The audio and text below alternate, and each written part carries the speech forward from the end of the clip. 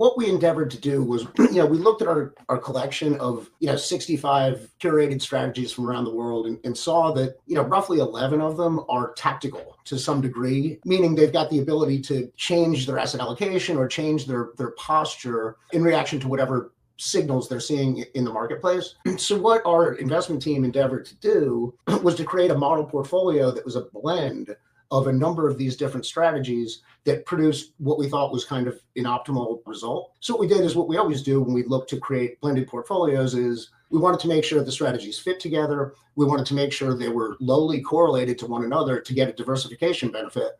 So the point of this portfolio is to give you a diversification benefit versus your kind of core holdings. So this is what I would call a long biased tactical model. It's never going to slam on the brakes, but it certainly does take its foot off the gas from time to time. What we wanted to do was create an outcome where you were able to derive equity-like returns, but had much lower standard deviation and maximum drawdowns.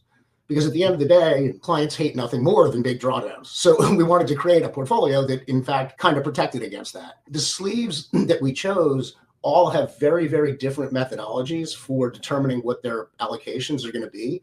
So that to us was exciting because, once again, another type of diversification benefit. So what you see when you look at the portfolio, and this is over I think it's an 8-year period from 2017 to the present, where the maximum drawdown on a full equity portfolio, say the Russell 3000 or the S&P 500, was about 35%. And the maximum drawdown on this model was 18%. So that's a really substantial downside protection benefit, but you really didn't sacrifice anything in the way of returns. I mean, we're not here to advertise returns, but let's just say you were more than satisfied with the equity-like returns that you were seeking when you went into this model. And you can see, for example, the year 2022, almost no loss on this portfolio whatsoever. Remember, in 2022, even in the AGG, you had a massive drawdown. In the S&P, you had a substantial drawdown. But by mixing assets in this way, you were able to create a portfolio that we really didn't lose any money. And then you can see in the years since then, you've performed very, very well.